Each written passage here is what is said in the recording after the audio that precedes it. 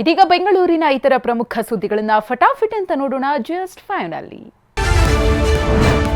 ಬೆಂಗಳೂರಿನ ಅಂಗಡಿ ವ್ಯಾಪಾರ ವಹಿವಾಟು ಪ್ರದೇಶಗಳಲ್ಲಿ ನಾಮಫಲಕಗಳಲ್ಲಿ ಕನ್ನಡ ಕಡ್ಡಾಯಕ್ಕೆ ಸರ್ಕಾರ ಸೂಚಿಸಿದೆ. ಬೋರ್ಡ್ಗಳಲ್ಲಿ 60% ಕನ್ನಡ ಇರಬೇಕು ಅಂತ ಬಿಬಿಎಂಪಿ ಸೂಚನೆ ನೀಡಿದೆ. ಇಷ್ಟಾದರೂ ಕೆಲವರು ತಲೆಕೆಡಿಸಿಕೊಂಡಿಲ್ಲ. ಹೀಗಾಗಿ ಕನ್ನಡ ಪರ ಸಂಘಟನೆಗಳು ಇವತ್ತು ಬಿಬಿಎಂಪಿ ಕಮಿಷನರ್ಗೆ ದೂರು ನೀಡಿದ್ರು. ಇದೀಗ ಫೆಬ್ರವರಿ 28ರೊಳಗೆ ಕನ್ನಡ ಬೋರ್ಡ್ ಅಳವಡಿಸುವಂತೆ ಕಮಿಷನರ್ ಗಡುವು ನೀಡಿದ್ದಾರೆ. ನಿಯಮ ಪಾಲಿಸದಿದ್ದರೆ ಲೈಸೆನ್ಸ್ ರದ್ದುಪಡಿಸುವ ಕಾನೂನು ಕ್ರಮ ಕೈಗೊಳ್ಳುವ ಎಚ್ಚರಿಕೆ ಕೊಟ್ಟಿದ್ದಾರೆ. ನಮ್ಮ ಕಡೆಯಿಂದ ಸರ್ವೆ ಮಾಡ್ತಾ ಇದ್ದೇವೆ. ಆ ಸರ್ವೆ ಮಾಡಿ ಅವರಿಗೆ ನೋಟಿಸ್ ಕೊಟ್ಟು ಅನುಪಾಲನೆಗಾಗಿ ಸ್ವಲ್ಪ ಟೈಮ್ ಕೊಡ್ತೇವೆ. ಅದು 28ನೇ ಫೆಬ್ರವರಿ ಒಳಗಾಗಿ ಆಗಿಲ್ಲ ಅಂತ ಆದರೆ ಸಂಬಂಧಪಟ್ಟಂಥ ಅಧಿಕಾರಿ ಮೇಲೇನೂ ಹಾಗೂ ಅಲ್ಲಿ ಇರ್ತಕ್ಕಂಥ ಅಂಗಡಿ ಮಾಲೀಕರ ಮೇಲೆ ಕೂಡ ಕ್ರಮ ಕೈಗೊಂಡು ಅವ್ರ ಮೇಲೆ ಏನೇನೋ ಶಿಕ್ಷೆ ಅರ್ಹ ಅಪರಾಧವನ್ನು ಮಾಡಿರುವುದರಿಂದ ಅದನ್ನು ಕೂಡ ಪ್ರಕರಣಗಳನ್ನು ದಾಖಲೆ ಮಾಡ್ತೇವೆ.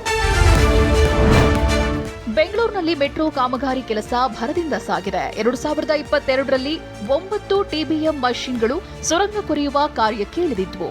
ಇದೀಗ 7 ಮಷಿನ್ಗಳು ಯಶಸ್ವಿಯಾಗಿ ಹೊರಬಂದಿವೆ. ಕಳೆದ ವಾರವೆಲ್ಲ ಟಿಬಿಎಂ ಮಷಿನ್ ಸುರಂಗ ಕೊರೆದು ಹೊರಬಂದಿದೆ. ಇನ್ನು ಕೆಜೆಹಳ್ಳಿ ಮೆಟ್ರೋ ನಿಲ್ದಾಣದಿಂದ ನಾಗವಾರ ತನಕ ಭದ್ರಾ ಹೆಸರಿನ ಟಿಬಿಎಂ ಮಷಿನ್ ತನ್ನ ಕೆಲಸ ಮುಂದುವರೆಸಿದೆ. ಸಿಟಿಯಲ್ಲಿ 89% ಮೆಟ್ರೋ ಸುರಂಗ ಕಾಮಗಾರಿ ಕಾರ್ಯ ಮುಕ್ತಾಯಗೊಂಡಿದೆ.